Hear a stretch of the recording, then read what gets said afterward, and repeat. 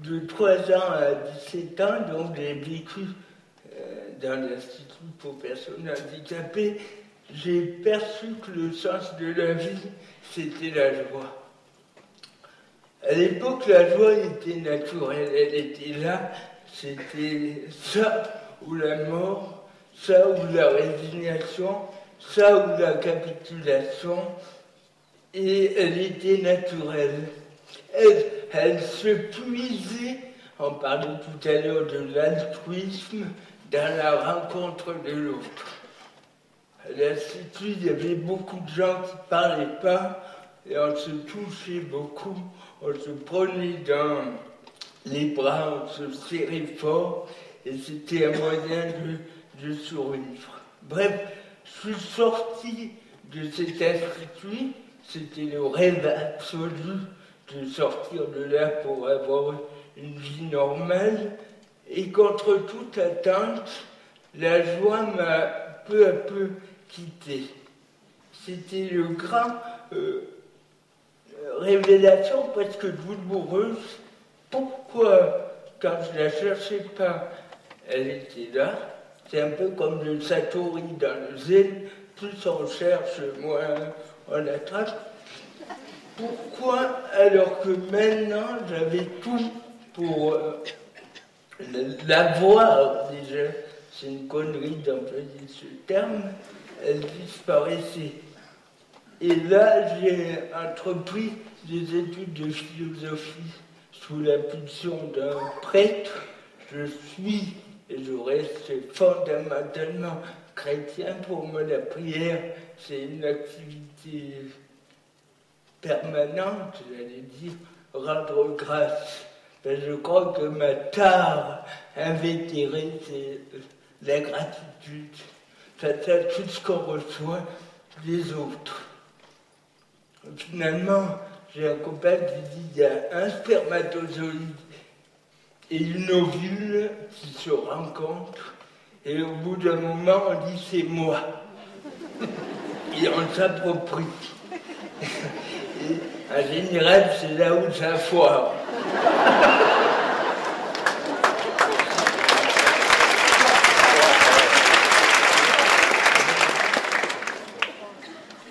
Et là, ce que je voulais dire, c'est qu'on m'a éduqué au combat. Il faut lutter pour être heureux, il faut conquérir, il faut affirmer le soi. Et je pense que jour après jour, j'apprends à me délester de ce bagage par trop lourd. Et récemment, il y a 3 ans, j'ai fait une retraite ignatienne, donc des exercices selon Saint Ignace de Loyola, et j'ai vraiment réalisé le risque d'épuisement. Lutter pour le bonheur, lutter pour être normal, lutter, et j'ai beaucoup prié, et là, j'ai eu comme une intuition que la joie, c'était le détachement. Et le détachement, c'était le repos et la détente. Et j'ai ressenti une grande joie, je me rappelle, je me suis assis sur un arbre, sous un arbre, c'était pas l'arbre de l'éveil. Je me dis, putain, ça y est, je l'ai le détachement. Et j'étais hyper heureux, c'était la première fois que le monde, le corps, était une évidence absolue. Et après, j'ai rendu grâce au Seigneur et je suis retourné au lit parce que c'était le soir.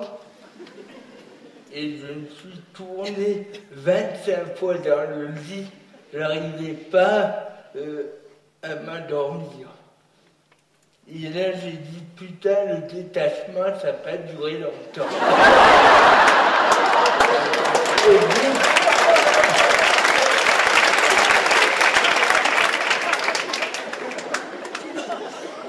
Et puis là, il y a une phrase de Maître Eckhart qui m'est revenue à l'esprit. Maître Eckhart, il dit en substance, tu dois te détacher de tout. Et je me suis dit, en ce moment-là, dans mon lit, de quoi je dois me détacher le plus? Et la réponse était du détachement.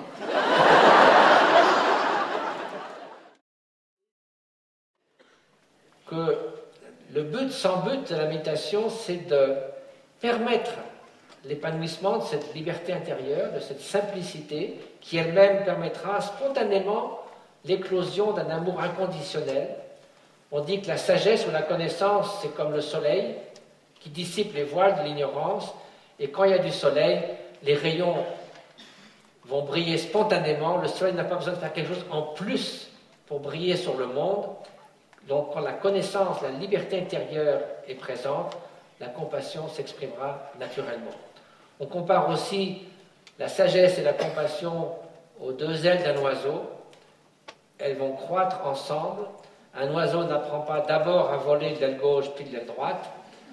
La connaissance, la compréhension juste de la réalité, la compréhension juste de la nature de l'esprit va de pair avec plus d'ouverture à l'autre, parce qu'en comprenant la nature de notre propre esprit, en comprenant en nous-mêmes les mécanismes du bonheur et de la souffrance, en comprenant qu'au fond de nous-mêmes, honnêtement, nous ne souhaitons pas, bien sûr, souffrir. Personne ne se réveille le matin en se disant « puisse-je souffrir toute la journée, et c'est possible le reste de mes jours ».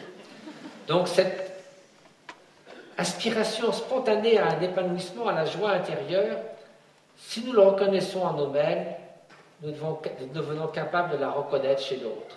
Et même si cet autre est parfois maladroit, même parfois les moyens qu'il emploie l'emmènent à l'opposé de ce bonheur authentique, lui font courir vers la souffrance, dans ces cas-là, il ne s'agit pas de blâmer l'autre, mais de porter le regard du médecin qui voit quelqu'un qui souffre d'une maladie quelconque et qui, dont le seul désir est de l'aider à se guérir et non pas de le condamner ou de le blâmer. Mieux comprendre en nous-mêmes les mécanismes du bonheur et de la souffrance nous permet également d'étendre ce souhait à l'ensemble des êtres vivants, quel que soit leur comportement. L'amour et la compassion ne sont pas des récompenses pour un bon comportement, leur absence n'est pas une punition pour une mauvaise conduite. L'amour vise et espère que tous les êtres trouveront le bonheur et les causes du bonheur. La compassion, c'est le reflet de l'amour inconditionnel lorsqu'il rencontre la souffrance, à savoir le désir que les êtres soient libérés de la souffrance et des causes de la souffrance, quelles qu'elles soient. Et donc, il n'y a aucune raison de restreindre cela simplement à ceux qui nous sont chers. On peut l'étendre à tous les êtres animés, tous ceux qui font une distinction entre le bonheur et la souffrance. Ainsi, la méditation, c'est se familiariser avec une nouvelle manière d'être. Cette nouvelle manière d'être implique également de cultiver un certain nombre de qualités fondamentales dont l'ensemble, d'une part, assure ce qu'on pourrait appeler un bonheur authentique et en même temps nous permet ainsi de nous mettre au service des autres.